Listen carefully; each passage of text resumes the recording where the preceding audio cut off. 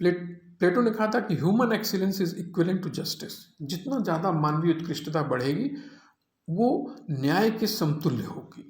It is equivalent to justice, न्याय के समतुल्य होगी। और ह्यूमन एक्सीलेंस क्या है?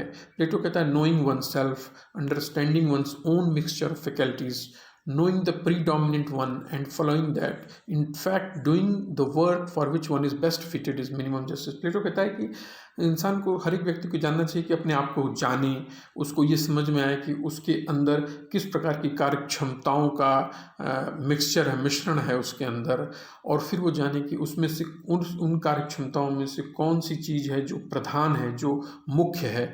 और फिर जब उसको वो जाने कि ये मुख्य चीज़ है तो फिर उसको उसके अनुसार व्यवहार करे। तो ये जब करेगा तभी वो एक्सीलेंस की ओर बढ़ेगा और वो मानवीय उत्कृष्टता को प्राप्त करेगा। और जब वो ऐसा कर पाएगा तो यही न्यूनतम न्याय का सिद्धांत बनेगा।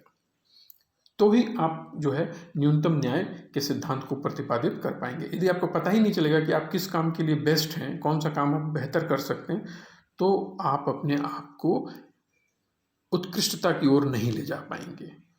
हर एक व्यक्ति हर एक काम नहीं कर सकता है। प्लेटो ने कहा हर एक व्यक्ति किसी एक काम को कर सकता है और वो कौन सा काम होगा इसको वो जानना जरूरी होता है। और जब उसको जाने और उसमें वो एक्सीलेंस की ओर बढ़े, एक्सेल करे, उत्कृष्टता की ओर बढ़े, तो ही हम एक बेहतर समाज और बेहतर न्यायपूर्ण समाज की ओर जा सकते हैं। जब गलत लोग गलत कार्य कर रहे होते हैं तो वो उत्कृष्टता का कार्य नहीं कर सकते हैं। यानी फिलॉसफर किंग का कार्य यदि गार्ड्स करने लगे तो राज्य खराब हो जाएगा, और गार्ड्स का कार्य यदि फिलॉसफर किंग करने लगे तो भी राज्य खराब हो जाएगा। तो प्लेटो कहता है फिलॉसफर किंग को फिलॉसफर किंग का कार्य करने दो और गार्ड्स को गार्ड्स का कार्य करने दो। ये है second point, doing that work in a certain way, in such a way that each of the component elements within a man does its own work in a way in which it would be done in the good state is true justice। अर्थात प्लेटो कहता है कि हर एक व्यक्ति एक निश्चित तरीके से अपना कार्य जिसके लिए वो बना हुआ है वो करे, और इस तरीके से करे कि हर एक उस जो भी कंपोनेंट एलिमेंट्स हैं वहाँ पर गार्ड्स हैं, फिलोसफर किंग्स हैं, प्रोड्यूसर्स हैं, वो अपना कार्य अपने ढंग से करें जिसके लिए वो बने हुए हैं, और जिस तरीके से उनको करना है तो ही हम एक बेहतर राज्य की स्थापना कर सकते हैं। वही हमारा सच्चा न्याय होगा। The good state is the just state. जो अच्छा राज्य होगा वही न्यायपूर्ण राज्य भी होगा, because it fulfils the idea of human excellence, क्योंकि इसी के अंदर मानवीय उत्कृष्टता का आइडिया भी जो है वो पूर्ण होगा।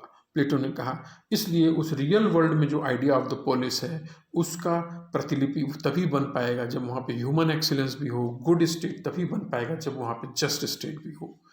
फिर प्लेटो ने कहा नेक्स्ट बुलेट पॉइंट में कि ignorance and stasis in actual state is replaced with specialisation and harmony in good state.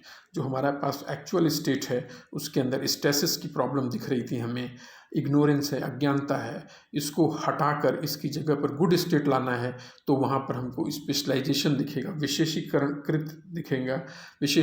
दिखेगा तथा हार्मोनी और समन्वय दिखेगा। In which man can live out their days in peace, contemplation and happiness. और इस राज्य के अंदर इंसान अपने दिनों को शांतिपूर्वक मनन करते हुए, ध्यान विचार से और सुख के साथ अपने दिनों को व्यतीत कर पाएगा। और जब वो अच्छे राज्य में प्रवेश करेगा, गुड स्टेट में प्रवेश करेगा, तो ही उसका जीवन जो है शांत होगा, खुश भरा होगा, खुशनुमा होगा और मननशील होगा। और उसकी स्थापना के लिए ज़रूरी है कि हम आइडिया ऑफ द पोलिस यानी प्लेटो कहता है कि इस आदर्श राज्य की स्थापना करने का प्रयास करें। तो थैंक यू वेरी मच। आज के इस वीडियो में इतना ही, और नेक्स्ट वीडियो में मैं आपको बताऊंगा कि प्लेटो ने आदर्श राज्य की स्थापना में किस प्रकार की सावधानियां बरतने को कहा है। Thank you.